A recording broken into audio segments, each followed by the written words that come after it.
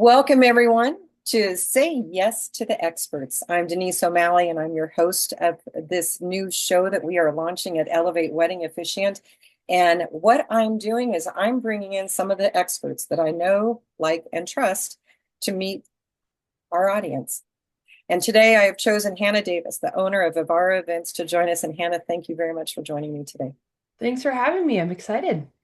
I'm excited too, because I'm going to just put it out there. What you do is what I don't want to do. Oh my gosh, the work that goes into wedding planning, it's so much. And I guess my first question for you is, what made you go this route? Why did you choose the wedding industry? Yeah, that's a great question. I kind of stumbled into this work by accident. I started out in college needing an experiential learning credit. I thought, okay, yeah, event planning sounds fun, and it checked the box on a business degree.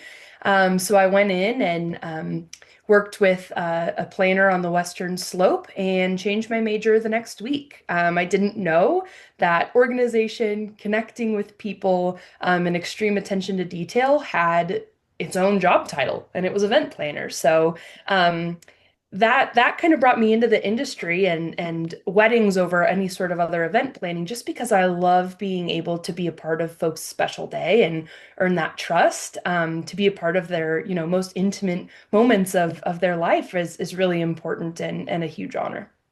Oh, wonderful. And that I know that there's a story out there in Shout Out, Colorado that has all of the details. People can go in and find it fairly easily. Yeah. I'm curious because we have cycles in the wedding industry. What are couples asking about right now? Yeah, a lot of the kind of maze that couples are really trying to figure out and ask about is, where do we start? I mean, you know what the end day you want to look like, but that kind of project management piece and working back from, here's the vision, here's what I want the day to look like or feel like, working that back to being, what vendors do I contract, or what's a timeline and how do I make it appropriately? So really, I think that's where I'm getting a lot of those kind of first initial questions is, how do I get from this idea phase to this, event that feels like what I want it to feel and looks like what I want it to feel, and how do you organize something like that? Yeah, I'm seeing a lot of posts in the Facebook groups, which I know you and I play in them all the time. Yeah. And you're probably seeing the same post where budget is definitely a concern, particularly in light of our economy. I just dated this video. Sorry, guys, but things are topsy-turvy. We don't know what's going to happen with tariffs. And they're afraid that they can't afford a wedding planner. What is your answer to that comment? Yeah, thanks for bringing this up. It's one of my favorite things to talk about with folks, because wedding planners or day of coordinators, whatever you're interested in, we save you more money than you're going to spend with us.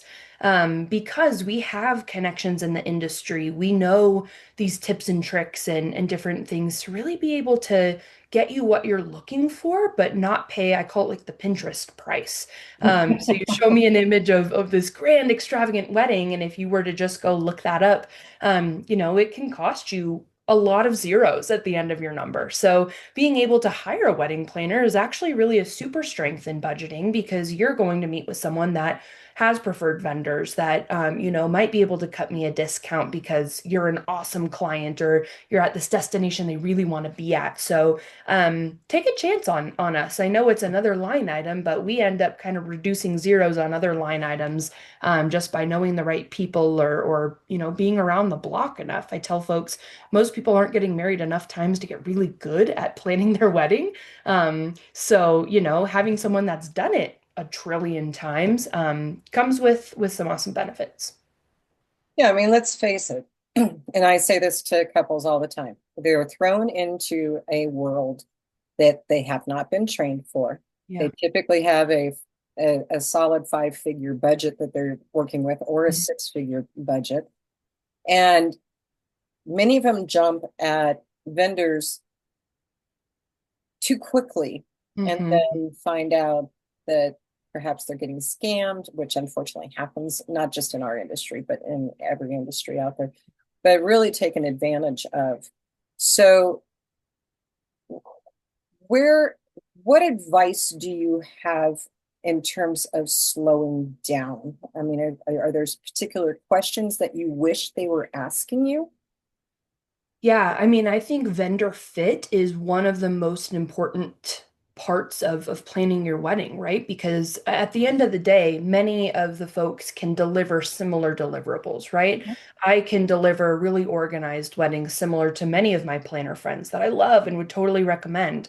And yet my personality fit, the way that I approach my work might be really different than others. And some is going to be a perfect alignment. Some aren't, and that's okay. But finding the right person that fits with your personality, with your priorities, with your values is really important. So that is one of the questions that I recommend clients ask every vendor that they're looking at contracting. How do you approach your work?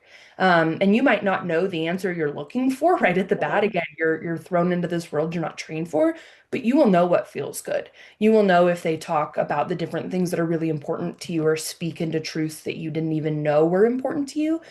Similarly, asking different experiences. It is a hard truth on our industry that a lot of folks, have maybe planned their own wedding and or officiant or done some officiating or are really good at public speaking and have decided that that's their career now. And so really asking about what is your experience and how do you approach? What are the situations you find stressful? What are the situations that bring you joy? That will really help you find who feels like a good fit for me, who feels like they're bringing the experience and the style that I'm looking for. Because knowing that finding that right fit is really going to translate into your happiness and your trust and ease day of. That's awesome. I appreciate that. Um, so we all have the unexpected that happens, right? Yeah. Hey, it's weddings, something unexpected. What's the most unexpected thing that has happened at a wedding that you've planned? Oh, wow. That's such a good question. I have two and I'll make them fast. Okay. One of the first ones that I had is at an outdoor venue. It's beautiful, it's gorgeous. The appeal of this venue is it's outside and it's really that Colorado feel. And with that Colorado feel, sometimes you get Colorado residents like foxes. And I had a fox that ran onto the dance floor in an open tent, and that caused a couple of squeals. But the security team and we did a good job corralling. I used some really good dance moves to get this fox out of the dance floor. So that was a crazy one. The other one that really sticks with me, I was, telling my clients goodbye, like great job tonight. It was so beautiful, whatever, and all of that. And I gave a quick squeeze to her grandmother, who had been a really integral part of our meetings and a part of her day. And my client's grandmother invited me to Christmas, which was the sweetest thing I've ever heard in my life. So unexpected, but I told my sweet client, "I'll see you at Christmas, I guess. I'm coming to grandma's." I love that. Let's spin the wheel, see what Okay. comes up. So, folks, we're doing something a little bit different, and we have a wheel with questions on it. And this way, Hannah doesn't know what's going to come up. She has not prepared for it. Let's just see what comes up for you. All right. Okay. Straight. Oh, trends you hate. Mm. What are trends that you would like to see go away? Yeah, always one of the ones that's hard to plan for planners just because you have no idea who's in the audience and who's going to react is the garter toss. That's one that Are people still doing that? yeah, sometimes, Okay. yes. That and favors, wedding favors. Yes, save your money. Don't do them. Oops, we just lost your audio. So sorry, can you hear me okay? I can hear you now. Drat, so sorry, darn technology. Yes, some people are still doing garter toss, which is really hard to plan or expect, and then favors because you spend so much time and money and effort and all of this planning, and often folks are so tired at the end of the night or just are having such a great time that they don't take them. So that's always one, folks, again, especially worried about budget. Skip the favors. They're just here to celebrate you anyway. What's one piece of advice that you have to give every clients that they're not expecting, particularly when the wedding is over, that what they may be looking back and regretting other than wedding favors? Yeah. This is, you always hear folks say, your wedding day goes so fast, your wedding day goes so fast, but there are ways that you can plan to really make that slow down. So my advice to couples is just plan in some of those moments. I love to plan in 15 minutes of just solo time with my newlyweds at the end, not with me, but right after ceremony, I whisk them away into a private room and just give them a little bit of time just to say, oh my gosh, do you like my dress? I loved your vows. Were you expecting this? And it really can start to feel like an event or like this production rather than this beautiful celebration of your love. So that's my advice is really plan, whether you're working with a planner or yourself, plan in some time for you to just be together and celebrate your love because it really does go by so fast. All right. The last thing is that I'm sure that in thinking about this today, that you've been like, okay, I want to cover this and this and this and this. What have we not covered that you wanted to make sure that you were able to mention? Mm. You are a phenomenal host and have covered, I think, some of the most important things. That the advice piece and really doing your vendor research would be the only thing I would kind of re-go back and touch on is just finding the right fit.